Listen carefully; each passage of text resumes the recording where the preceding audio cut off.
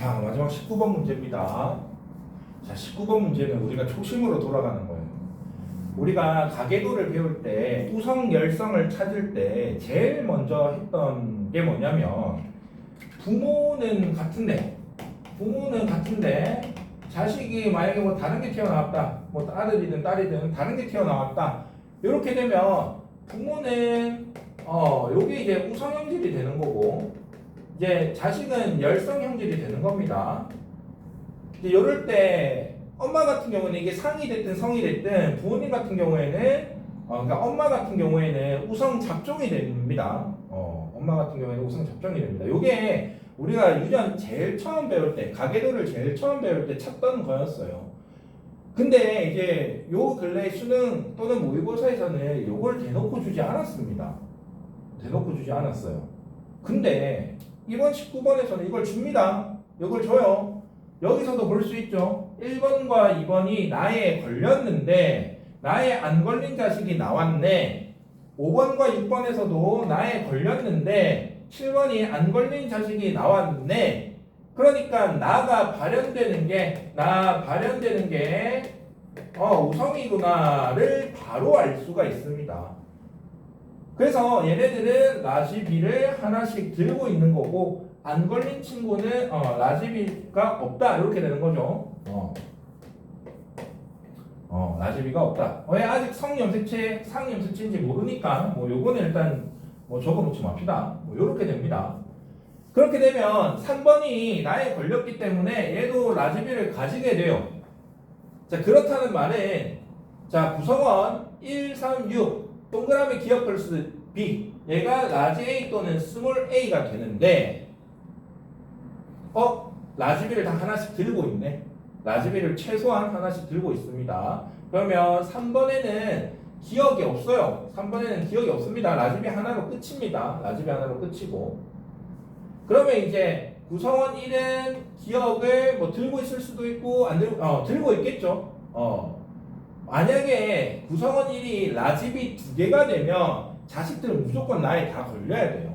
근데 나에 안 걸린 자식이 나왔으니까 6번도 마찬가지고 1번도 마찬가지고 라지비는 안 나옵니다. 라지비는 안 나와요. 그러면 얘는 기억 가지고 있고 6번도 기억을 한 개는 가지고 있습니다. 이해됐죠? 자, 다시 한 번 더 얘기하면, 부모가 발현이 됐는데 혹은 발현이 안 됐는데 자식이 부모와 다른 형질이 나왔어. 부모는 같은 형질이 나오고 자식이 다른 형질이 나왔을 때, 그때 부모의 형질은 우성이 되고 자식의 형질은 열성이 됩니다. 우리가 이거 가계도 제일 처음 할 때 배웠던 거였어요. 자, 그랬을 때 1번과 2번은 나에 걸렸고 4번이 나에 안 걸렸네. 5번과 6번이 나에 걸렸고 7번이 나에 안 걸렸네. 나에 안 걸리는 게 열성, 나에 걸리는 게 우성형질이다. 그러면 1, 2, 6 그리고 나에 걸린 3번까지 전부 다 라지비 하나씩 들고 있어야 되며, 6번이나 1번이 라지비 2개를 가지는 순간 자식은 무조건 나에 걸려야 되는데 나에 안 걸린 자식들이 나왔죠. 그래서 라지비는 1번이든 6번이든 반드시 하나만 들고 있다. 그러면 구성원 1, 6 동그라미 기억을 무조건 하나씩 들고 있어요. 동그라미 기억을 하나씩 들고 있는데 가에 대한 표현형이 다르네. 이거 어떻게 된 거지? 생각해보면 성염색체가 됩니다. 그러니까 6번 같은 경우에는 라지 A, 스몰 a를 가지고 있어서 가가 발현이 된 거고, 가 같은 경우에는 스몰 a 하나만 들고 있어서 발현이 안 된 거다, 이렇게 돼요. 그러니까 동그라미 기억이 스몰 a가 되는 거죠. 똑같이 스몰 a 하나씩 들고 있지만 표현형이 다르네. 그러면 요거는 성염색체에 있을 것이다. 그러고 가는 우성형질을 가지고 있을 것이다. 그렇기 때문에 가가 발현되는 것도 우성이 됩니다. 가가 발현되는 것도 우성이 돼요. 그러면 우성이면서 이제 성염색체에 있다가 되니까, 나는 자연스럽게 상염색체에 있다가 되는 거죠. 문제에서 가와 나가 서로 다른 염색체에 있다라고 했으니까.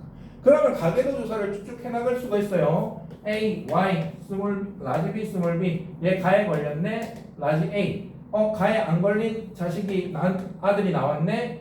여기 스몰 A 가지고 있을 거고, 얘 스몰 BB, 얘 요렇게 가에 걸렸네 라지 AY, 얘 가에 걸렸네 라지 AY, 안 걸렸네 스몰 bb. 얘 같은 경우에는 아까 요게 1이라고 했으니까 여기 스몰 b 들어가고 라지 AY. 이런 식으로 가계도 조사까지 완료가 됩니다.